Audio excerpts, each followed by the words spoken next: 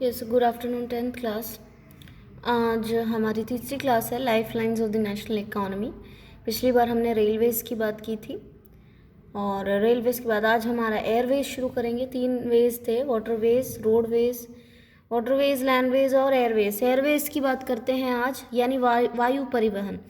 वो आप सब जानते हैं, it is a fastest and prestigious mode of transport. ये सबसे ज़्यादा फास्टेस्ट है और प्रेस्टिजियस भी है। बड़ा अच्छा लगता है, बड़ा प्रेस्टीज मानते हैं एयरप्लेन में ट्रैवल करने का। It can cover very difficult terrains like high mountain, desert, dense forest, oceans etcetera. तो ये काफ़ी डिफ़िकल्ट जगह भी कवर कर सकती हैं। एरोप्लेन से तो कहीं से भी ऊपर से होते हुए आप जा सकते हो, चाहे वहाँ पे पहाड़ हो, चाहे वहाँ पे डेजर्ट्स हो, चाहे वहाँ पे फॉरेस्ट हो, चाहे वहाँ पे ओशन हो। आप एरोप्लेन से कहीं से भी ट्रैवल करके जा सकते हैं। In north eastern parts which has difficult terrains, air transport is very useful. जो नॉर्थ ईस्टर्न पार्ट हमारे इंडिया के नॉर्थ ईस्ट स्टेट्स हैं, वहाँ पे बहुत सारी नदियाँ बहती हैं, बहुत सारे पहाड़ हैं, जंगलें हैं, वहाँ के टेरेन्स बहुत ज़्यादा डिफ़िकल्ट होते हैं, तो वहाँ के लिए एयर ट्रांसपोर्ट बहुत ज़्यादा यूज़फुल है। हमारा एयर ट्रांसपोर्ट नेशनलाइज किया गया था 1953 में। कब नेशनलाइज किया था? 1953 में गवर्नमेंट ने एयर ट्रांसपोर्ट की कुछ कंपनीज को अपने अंडर किया था। इसके अलावा यहाँ पे लिखा हुआ पवन हंस हेलीकॉप्टर्स लिमिटेड। ये क्या करती है? ये हेलीकॉप्टर की एक कंपनी है, हेलीकॉप्टर सर्विस प्रोवाइड करती है, खास कर किसे प्रोवाइड करती है?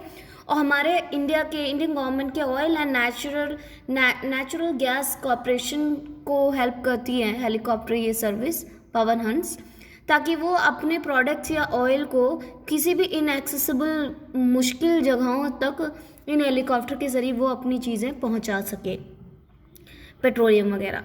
Air travel is expensive for common people. और जो एयर ट्रैवल है बेसिकली अगर आप देखें तो ये बहुत कॉमन लोगों के लिए बहुत ज़्यादा एक्सपेंसिव होता है, क्योंकि उसकी टिकट्स बहुत महंगी होती हैं।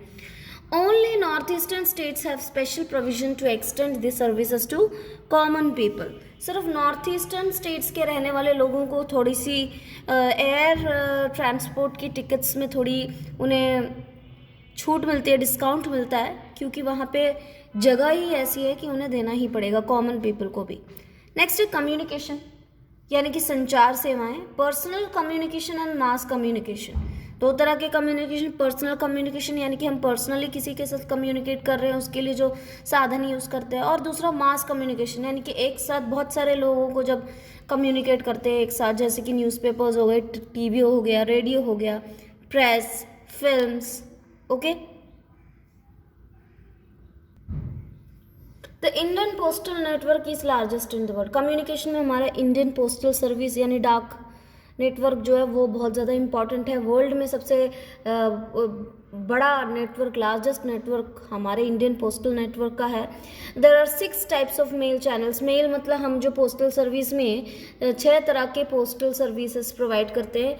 Rajdhani, metro channel, green channel, business channel, bulk mail channel and periodical channel. ये सब डिपेंड करता है स्पीड पे, स्पीड के बेसिस पे जो है वो लोग डिवाइड कर रहे हैं। राजधानी में बहुत जल्दी आपका पोस्ट पहुंच जाएगा, मेट्रो में थोड़ा धीरे पहुंचेगा। इस तरह से उन्होंने 6 पार्ट्स में कैटेगराइज किया है। India has one of the largest telecom network in India. Telecom, अब नेक्स्ट आते हैं मोबाइल फ़ोन्स और जो टेलीफोन सर्विसेज हैं उसको टेलीकॉम सर्विसेज भी कहते हैं। इंडिया सबसे लार्जेस्ट टेलीकॉम नेटवर्क है एशिया का। हमारे इंडिया के 2/3 विलेजेस में ऑलरेडी जो है subscriber trunk dialling facilities STD पहुंच चुकी है, बस कुछ ही जगह रह गई हैं, वो भी कवर अप हो जाएंगी बहुत जल्दी।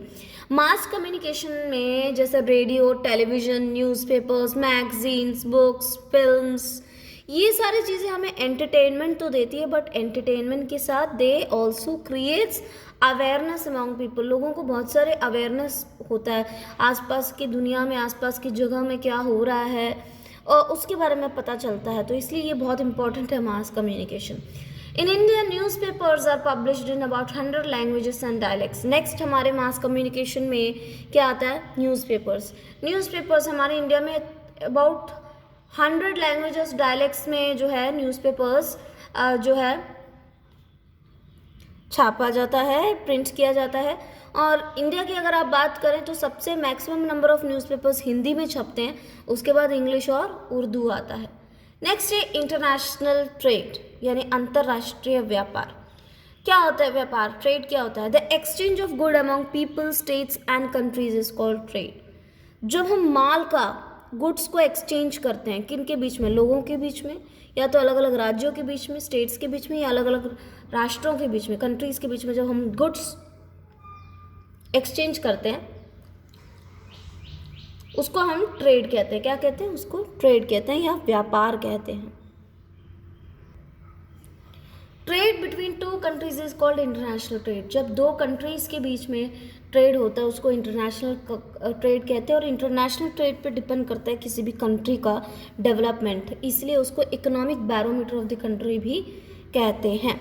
Local trade is carried between states, towns, villages and states. जो लोकल ट्रेड है, स्थानीय जो व्यापार होता है, वो अलग अलग सिटीज़ के बीच में, शहरों के बीच में, या फिर गाँव के बीच में, या राज्यों के बीच में होता है ना। मैंने तुम लोगों को बोला कि हम व्यापार करते हैं, उसमें एक्सपोर्ट कितना करते हैं और इम्पोर्ट कितना करते हैं, उन दोनों के बीच का डिफरेंस बहुत इम्पॉर्टेंट होता है किसी भी कंट्री के डेवलपमेंट को आंकने के लिए। फॉर एग्जाम्पल यहाँ पे लिखा हुआ है, अगर value of export is greater than value of import. अगर एक्सपोर्ट हम दूसरी कंट्रीज़ को अपना सामान ज़्यादा बेच रहे हैं और ख़रीद कम रहे हैं, यानी कि निर्यात मूल्य बड़ा हो आयात मूल्य से, तो उसको हम कहते हैं फेवरेबल बैलेंस ऑफ ट्रेड, अनुकूल व्यापार संतुलन। मोस्ट मैक्सिमम डेवलप्ड कंट्रीज़ में यही होता है, फेवरेबल बैलेंस, बिल्कुल अनुकूल व्यापार होता है, क्योंकि ऐसे सिचुएशन में जो एक्सपोर्ट करता है जो कंट्री, उसको ज़्यादा फ़ायदा होता है और इसलिए उसका डेवलपमेंट भी ज़्यादा होता है। वहीं दूसरी ओर अगर value of import is greater than value of export, यानी कि आयात मूल्य अगर निर्यात मूल्य से ज़्यादा होगा, तो उसको हम कहेंगे अनफेवरेबल बैलेंस ऑफ ट्रेड, यानी असंतुलित व्यापार। तो इसमें जो है हमेशा नुकसान जो इम्पोर्ट करता उसका होता है। ठीक है, तो इंडिया में बेसिकली जो है कुछ चीज़ों का एक्सपोर्ट होता है, कुछ चीज़ों का इंपोर्ट होता है। इंपोर्ट इंडिया ज़्यादा करती है, एक्सपोर्ट थोड़ा कम करती है, तो इसलिए इंडिया डेवलपिंग कंट्री में आता है। जैसे इंडिया के अगर एक्सपोर्ट आइटम्स की बात करें, कई सारे gems, jewelleries, chemicals, agricultural products वो एक्सपोर्ट करती है। और इम्पोर्ट्स में वो petroleum crude products, petroleum oil वगैरह, इलेक्ट्रॉनिक आइटम्स, मशीनरी, ये सारे इंडिया जो है इम्पोर्ट करती है। Next, tourism as a trade. Tourism, पर्यटन एक व्यापार के रूप में। टूरिज्म, नेक्स्ट के टूरिज्म, लोग टूर के लिए जाते हैं आजकल। पिछले कुछ सालों में टूरिज्म इंडस्ट्री बहुत ज़्यादा डेवलप की है, हालांकि अभी कोविड के चक्कर में सब कुछ बंद हो गया है। बट टूरिज्म, लोग घूमना पसंद करते हैं, छुट्टी होते ही कहीं ना कहीं घूमने जाते हैं। कभी कुछ लोग अब्रॉड जाते हैं, कुछ लोग इंडिया में ही घूमते हैं। तो more than 15 million people directly engaged in tourism. More than 15 million people जो है टूरिज्म में एंगेज हैं। कई सारे टूरिस्ट गाइड होते हैं, टिकट्स बुक करने वाले होते हैं। तो ये कई सारे लोगों को टूरिज्म इंडस्ट्री एम्प्लॉयमेंट भी प्रोवाइड करता है। Tourism support national integration and local handicrafts. अगर टूरिज्म है तो हमें इनकम भी मिलती है, इंडिया को, टूरिज्म डिपार्टमेंट को इनकम मिलती है।